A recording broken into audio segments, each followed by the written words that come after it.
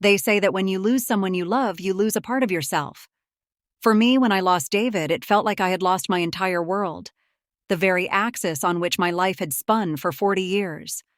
40 years of building a home, a life, a tapestry of shared moments so tightly woven that I no longer knew where he ended and I began. Our marriage, I had always believed, was a fortress of quiet contentment, a perfect, unblemished thing. His death was a thief in the night, a car accident on a rain-slicked Tuesday. One moment he was on the phone, his voice a familiar, comforting hum, telling me he was picking up the dry cleaning on his way home for dinner. The next, he was just gone. The silence he left behind was a physical presence, a suffocating weight in the house we had shared. Every corner held an echo of him, the faint scent of his preferred coffee blend, the neatly folded newspaper on the ottoman, and his favorite armchair, a formidable worn leather sentinel now standing empty guard over a life that was no more. Grief, I learned, is a relentless tide. It ebbs and flows without warning. Some days I could function. I'd busy myself with the mundane chores of living, tending to the garden he'd loved, sorting through mail, paying bills. But then the evening would descend, and the quiet would amplify, wrapping around me like a shroud. I was alone, truly alone for the first time since I was 22, and the solitude was a cancer, eating away at my insides. Friends and neighbors fluttered in and out in those first few months. They brought casseroles that sat untouched, offered platitudes that felt hollow. "You have to move on, Eleanor," they'd say with well-meaning sympathy. But how? How do you move on from a life that was your entire identity? Without him, I was just a ghost in my own home, a relic of a partnership that had defined me. 6 months bled into one another, each day a gray replica of the last. I would wake, make coffee for one, and spend hours staring out the window, watching the world go on without him, without us.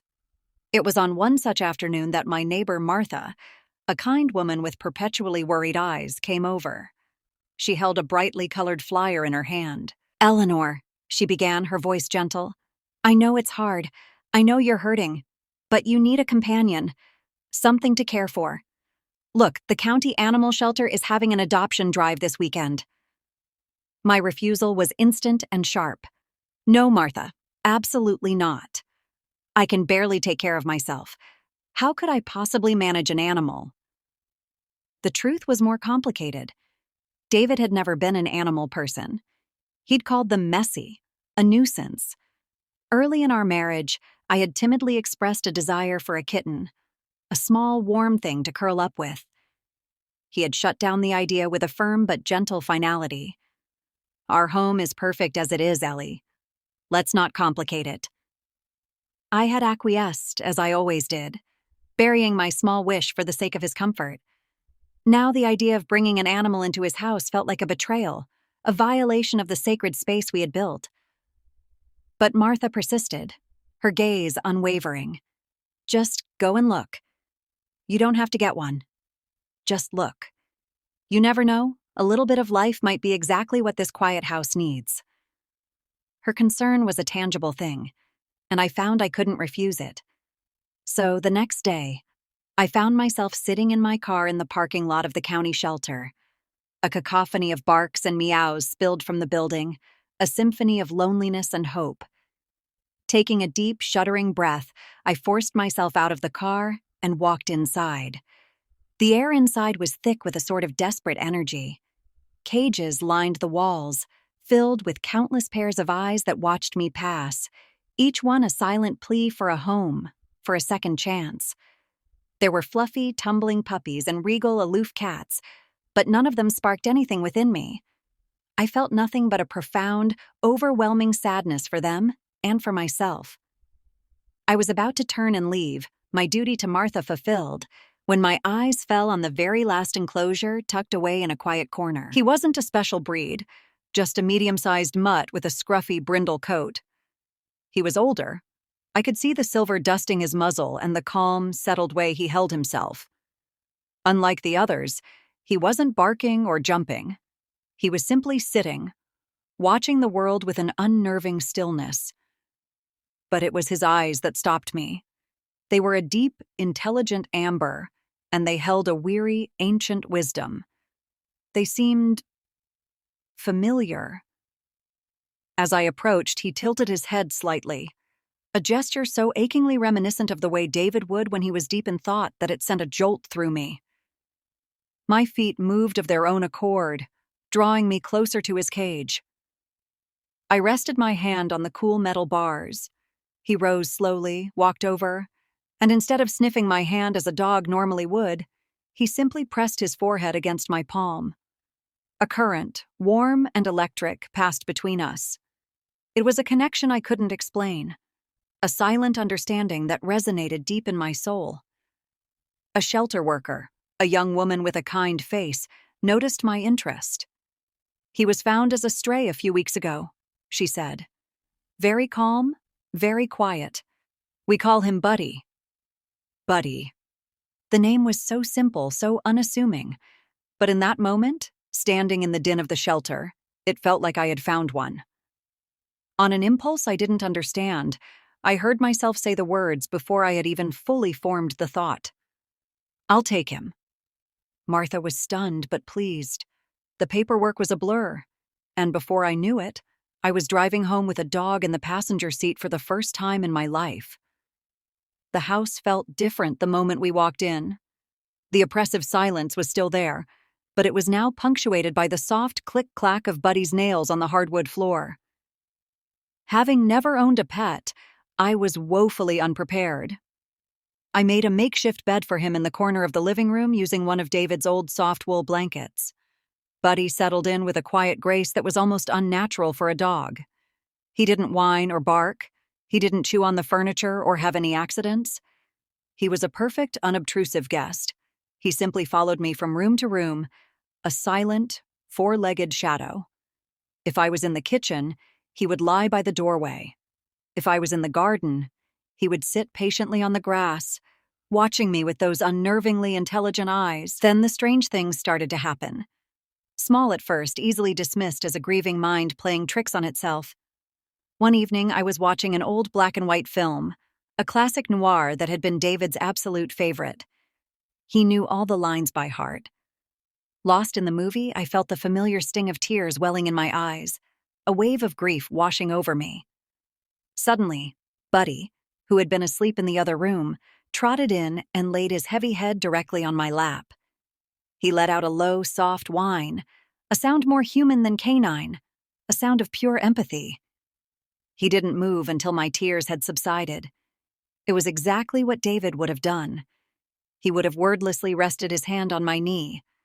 A silent, solid comfort. A few days later, I was working in the garden. David had meticulously planned the flower beds, but he'd always harbored a deep-seated hatred for a thorny, invasive weed that grew stubbornly in one corner near the old oak tree. He was constantly threatening to dig it up but had never gotten around to it. As I walked past that very spot, Buddy, who had been dozing in the sun, shot to his feet. He began to growl, a low, guttural sound, his hackles raised. He barked at that single patch of weeds with a ferocity I hadn't seen in him, ignoring the roses David had cherished. It was bizarre. I chalked it up to a snake or a rodent hiding in the thorns. A coincidence. But the coincidences kept piling up, each one a small, unsettling prick to my rational mind. David had been a man of unshakable habits. 2 spoonfuls of sugar in his morning coffee. Never more, never less. One morning, distracted, I left the sugar canister on the counter and walked into the pantry to get more filters. When I returned, Buddy was sitting by the counter. He looked at me, then deliberately nudged the canister with his nose. Twice, a gentle thump-thump. Then he sat back on his haunches and watched me, his tail giving a single expectant wag. My hands began to tremble. "No, this is crazy," I whispered to the empty kitchen. "I'm going crazy, I'm grieving, and I'm projecting him onto everything." I tried to push the thoughts away, to ground myself in logic. But the most unsettling incident, the one that broke through my wall of denial, happened on a rainy Saturday afternoon. I had finally decided to tackle David's closet. It was a task I had been dreading, a final, tangible act of letting go. The scent of him still lingered on his suits, his neatly ironed shirts. I was holding one of his favorite tweed jackets, burying my face in the fabric, when Buddy padded into the room. He walked straight to the back of the large walk-in closet and began pawing insistently at a dusty, forgotten shoebox on the floor, tucked away beneath a row of winter coats. "What is it, Buddy?" "There's nothing in there but old receipts," I said, my voice thick with tears. He ignored me, growing more agitated. He scratched at the cardboard, letting out low, frustrated whines. Finally, to appease him, I sighed and pulled the box out. It was an old Florsheim box, brittle with age. I couldn't remember the last time I'd seen it. I lifted the lid. Inside, amongst a pile of yellowed papers, was something that didn't belong. It was a small, flat key, the kind used for a safety deposit box. A small tag was attached to it with a number, 314. Beside it was a business card. It wasn't for our joint bank, the one we'd used for 4 decades. It was for a bank I'd barely heard of, Metropolitan Trust, located on the other side of town. My heart began to beat a frantic, heavy rhythm against my ribs. A secret bank account? A safety deposit box? David was a man of routine and transparency. We shared everything. Or so I had thought. Why would he have this? And why would he have never in 40 years mentioned it to me?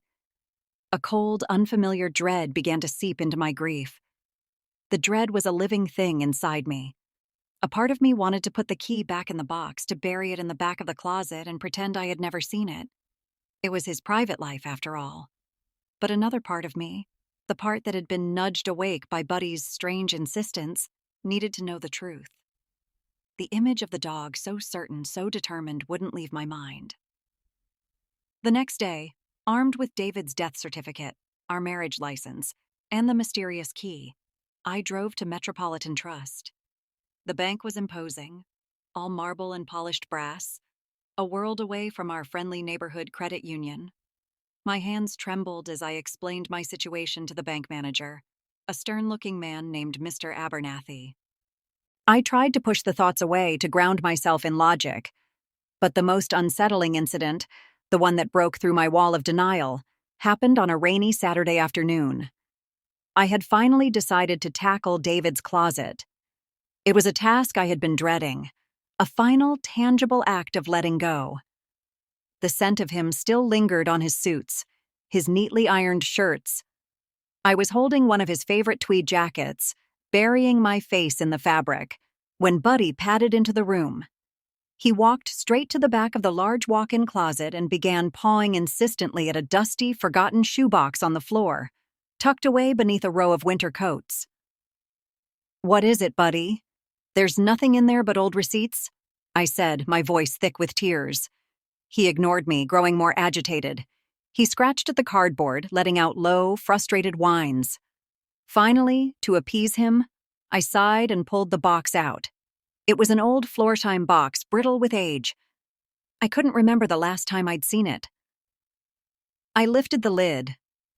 Inside, amongst a pile of yellowed papers, was something that didn't belong. It was a small, flat key, the kind used for a safety deposit box.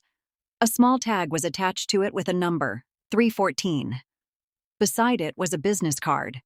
It wasn't for our joint bank, the one we'd used for 4 decades.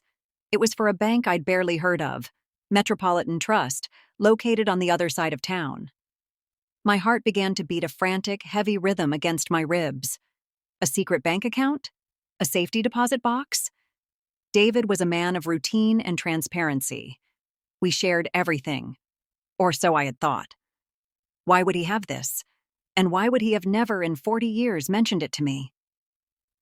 A cold, unfamiliar dread began to seep into my grief. The dread was a living thing inside me. A part of me wanted to put the key back in the box, to bury it in the back of the closet and pretend I had never seen it. It was his private life, after all. But another part of me, the part that had been nudged awake by Buddy's strange insistence, needed to know the truth.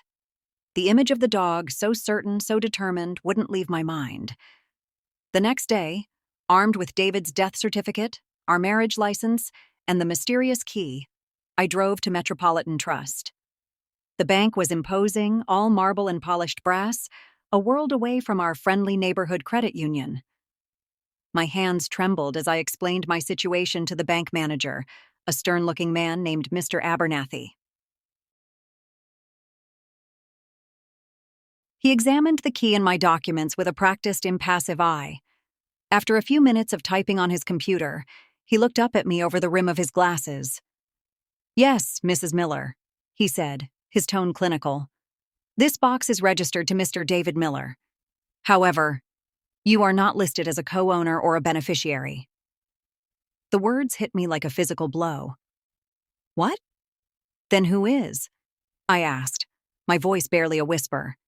He hesitated, looking uncomfortable. "I'm not really at liberty to... well, given the circumstances." He sighed, tapping his pen on the desk. "The sole beneficiary listed for this box is a Ms. Chloe Jenkins." Chloe Jenkins. The name slammed into my consciousness like a wrecking ball. Chloe. David's young, bright assistant at the law firm. She was ambitious, beautiful, and sharp as a tack. David had often praised her work ethic, her intelligence. She'd even been to our house a few times for holiday parties. A dazzling, confident young woman who was closer in age to my own children than to me. I had always thought of her with a distant maternal fondness. I had never, not once, seen her as anything else. Mr. Abernathy explained that without a court order, he couldn't legally grant me access to the box. I walked out of the bank in a daze, the city sounds fading into a dull roar in my ears. 40 years of trust, of unwavering faith in the man I loved, had just crumbled into dust. I got home and sank onto the sofa, the carefully constructed walls of my life collapsing around me. The grief I felt now was different. It wasn't the clean, sharp pain of loss. It was a dirty, jagged wound of betrayal. I buried my face in my hands and wept, not for the man I had lost, but for the marriage I had apparently never had. Buddy, my silent companion, came and rested his head on my knee, licking away the tears that streamed down my face. His amber eyes were filled with a profound, knowing sadness. In that moment of utter devastation, the wild, impossible thought that I had been suppressing roared to the forefront of my mind. The uncanny habits, the shared dislikes, the guidance to this hidden secret. Could it be? I looked deep into his eyes, my heart pounding. "David?" I whispered, the name feeling foreign and painful on my lips. "Is it you?" He responded with a soft thump of his tail against the couch cushion, his gaze never leaving mine. It felt less like a dog's reaction and more like an affirmation. I felt like I was losing my mind, but at that point, what did I have left to lose? I had to know what was in that box. The legal process was a slow, agonizing ordeal. My lawyer, a kind but pragmatic man, filed a petition with the probate court. He argued that as David's sole heir according to his will, any assets in that box belonged to his estate, and therefore, to me. Weeks turned into a month, then 2. Throughout it all, Buddy was my constant shadow, a reassuring presence in the lonely nights. He seemed to sense my anxiety, often sleeping at the foot of my bed, a silent, furry guardian. Finally, the court order came through. I was to be granted access to the box in the presence of my lawyer and the bank manager. The night before, sleep was impossible.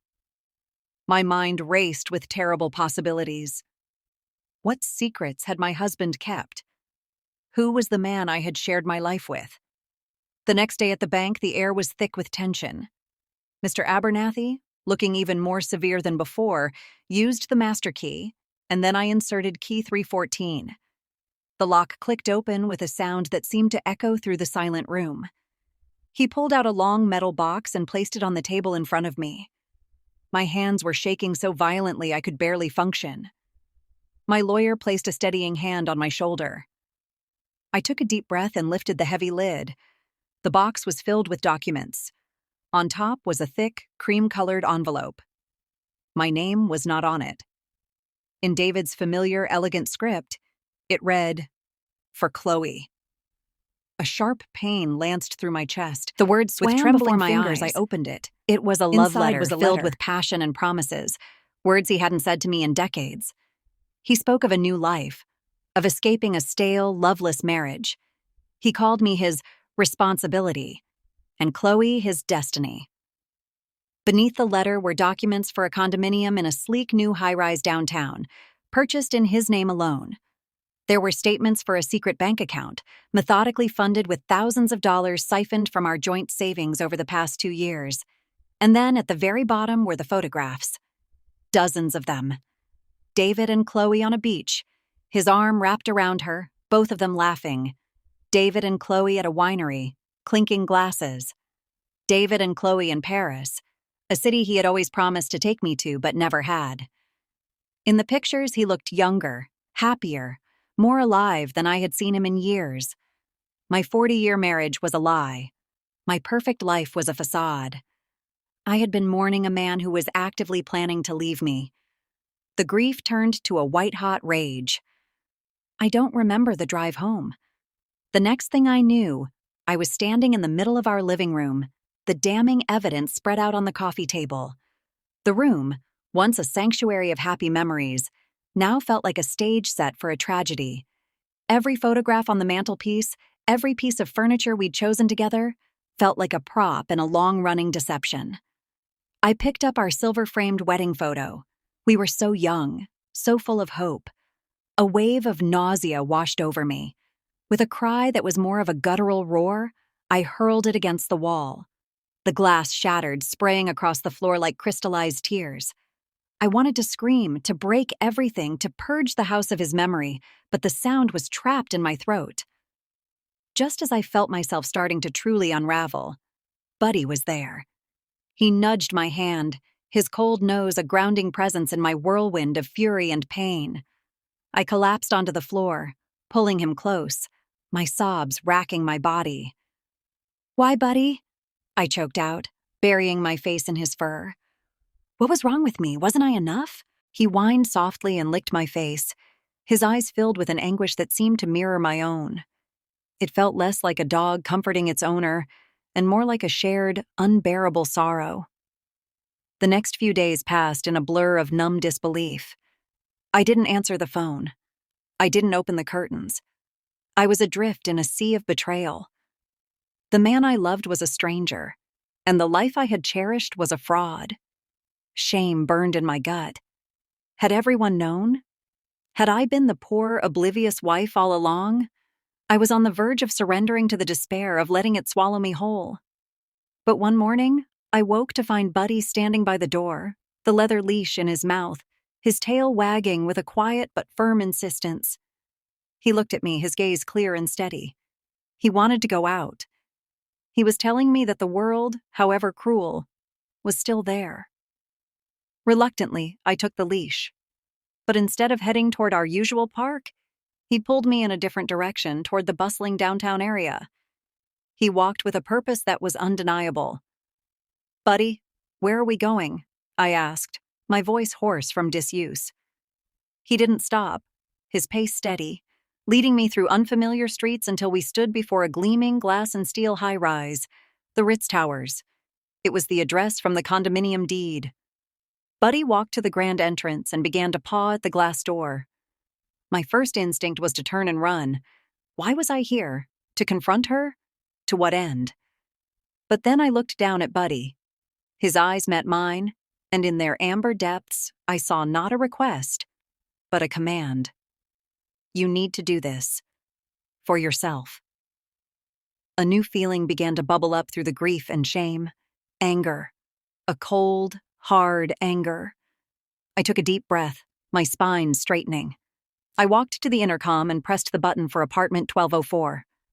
A moment later, a smooth, confident voice answered. "Yes?" It was Chloe.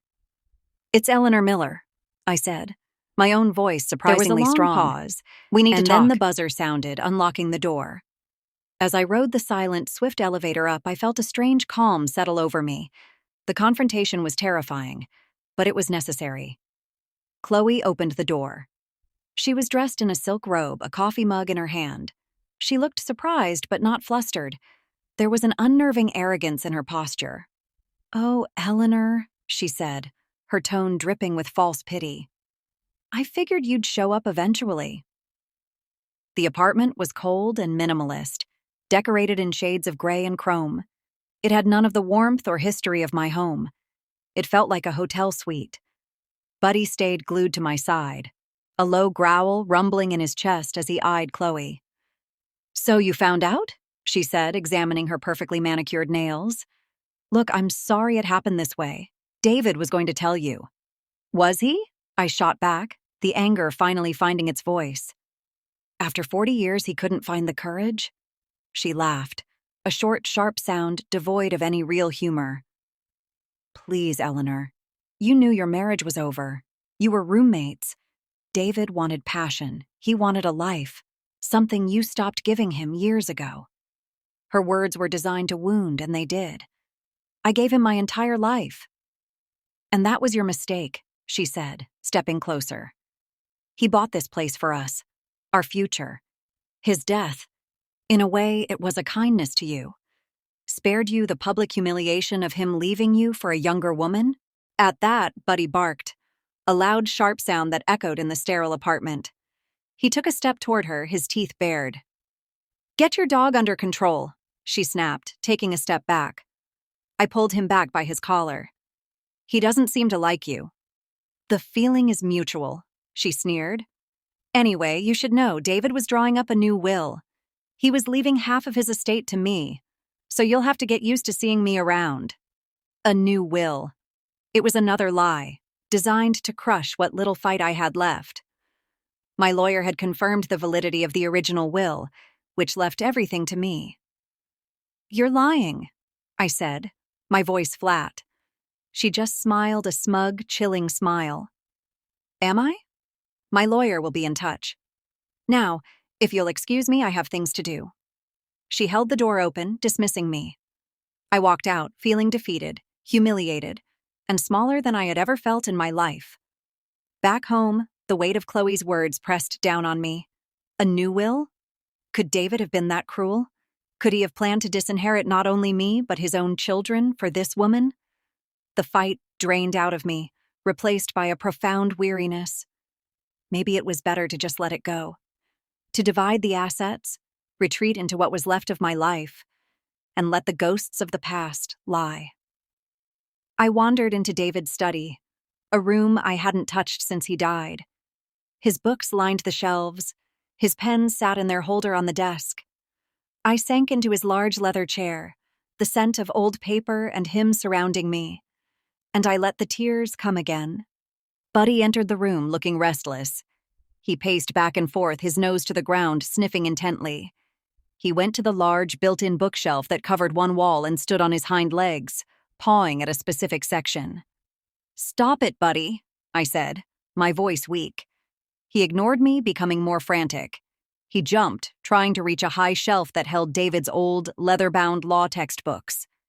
He let out a series of short, sharp barks, all directed at one specific book. A thick, crimson volume titled Property Law Advanced Cases. It was so strange, so specific. I'd seen that book there for decades. Wearily, I got up and pulled it from the shelf. It felt surprisingly light for its size. My brow furrowed. I opened the cover. My breath caught in my throat.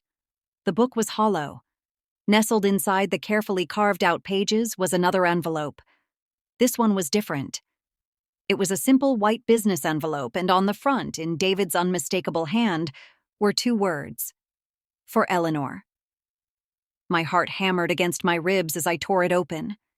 Inside was a multi-page, handwritten letter and a sheaf of official-looking documents held together with a paperclip. I began to read. This time, the voice in my head that read the words was different. It wasn't the passionate stranger from the first letter. It was my David. His voice was filled with a regret so deep it felt like I could touch it. "My dearest Eleanor," it began, "if you are reading this, it means I either didn't have the courage to tell you the truth, or I'm no longer here to do so. Where do I even begin? To say I'm sorry is the greatest understatement of my life. Yes, I had an affair with Chloe. I was at a point in my life, a midlife crisis, a fool's errand, call it what you will, where I felt a profound emptiness. Chloe seemed like an easy answer. She was new, exciting. I let myself believe that this cheap thrill was true happiness. I bought the apartment, I saved the money, I entertained the cowardly thought of leaving. I am so deeply ashamed to admit that to you. But Eleanor, over the last few months, the fog began to clear. I started to see Chloe for what she was. Her affection was tied to my wallet, to the lifestyle I could provide. It wasn't love. Every evening, when I came home to you, to the quiet comfort of our life, to your unwavering, selfless love, I realized what a monumental fool I was. I was about to throw away a priceless treasure for a piece of glittering glass. The day of the accident, I was on my way to end it with her. I was going to tell her it was over. My plan was to come home, get on my knees, and tell you everything. I was going to beg for your forgiveness, even though I didn't deserve it. But fate, it seems, had other plans. In this envelope are the original documents for all our financial assets. I've also included a legally signed and notarized declaration stating that my relationship with Chloe was terminated and that she has no claim whatsoever on any part of my estate. I hid this here because I was a coward, planning to use it only after I had confessed to you. You were the best part of my life, Eleanor, the only part that ever truly mattered. I broke your heart, and if there is an afterlife, I will carry that regret for all of eternity.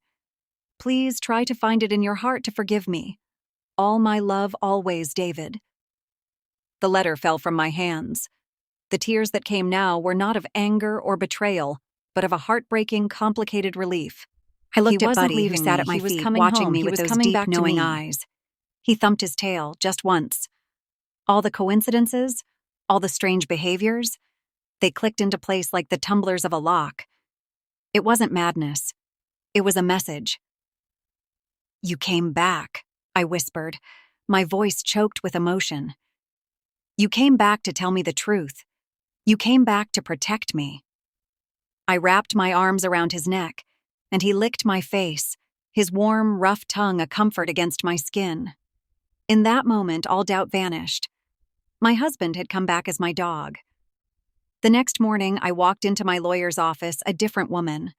The grief was still there, a dull ache in my chest, but it was no longer tangled with the poison of betrayal. I laid David's second letter and the accompanying documents on his desk. The case, as he put it, was now ironclad. Chloe's threats were empty. When my lawyer contacted hers, presenting the notarized declaration from David, her bluff crumbled. Within a week, she had vacated the condominium and vanished. The apartment, the secret bank account, it all legally reverted to me. For a while, I didn't know what to do with this inheritance born of a secret. The house, once my sanctuary, now felt haunted by the ghost of a lie. The condominium was a monument to a betrayal I couldn't bear to look at. So I made a decision. I sold it all. The big family house filled with 40 years of memories, both real and false. The cold, modern apartment downtown. I sold it all, and with the money, I bought a small, sun-drenched cottage by the sea. It was the kind of place I had always dreamed of living, a dream I had shelved because David had preferred the energy and convenience of the city. Now my life is quiet, but it is a peaceful quiet, not the deafening silence of before. Every morning, Buddy and I walk for miles along the beach, the salty air filling my lungs, the sound of the waves washing away the last remnants of sorrow. I've started painting again, a passion I abandoned in my youth to raise a family and be a wife. I am living for myself, on my own terms. Sometimes, when I look at a picture of David, a pang of sadness hits me. Not for the lie, but for the truth he never got to tell me, for the time we lost to his foolishness. But there is no more bitterness. Buddy is always by my side. He's older now, his steps a little slower, his muzzle almost entirely white. But his eyes, they still hold that same deep, unwavering love and understanding. I don't pretend to understand the mysteries of the universe. I don't know if souls can return, if love can transcend death in such a literal, unbelievable way, or if this was all just a series of incredible coincidences, interpreted by a grieving heart desperate for meaning. But I know this. A scruffy old dog from the county shelter guided me through the darkest period of my life. He led me to a painful truth, but a truth that ultimately set me free. He helped me transform from a broken, grieving widow into a strong, independent woman. I often sit with him on the porch in the evenings, watching the sun dip below the horizon, painting the sky in hues of orange and pink. I'll lean down and scratch him behind the ears, just the way David liked. I'll look into his familiar amber eyes and smile. "Thank you, David." I'll whisper into his soft fur. "You finally made it home." And in those moments, watching the endless roll of the tide, I know that I am no longer alone. In losing the life I thought I had, I found the life that was waiting for me all along. I had lost my husband, but in the most unexpected way imaginable, I had found myself. And perhaps that, in the end, was the greatest gift he could have ever given me.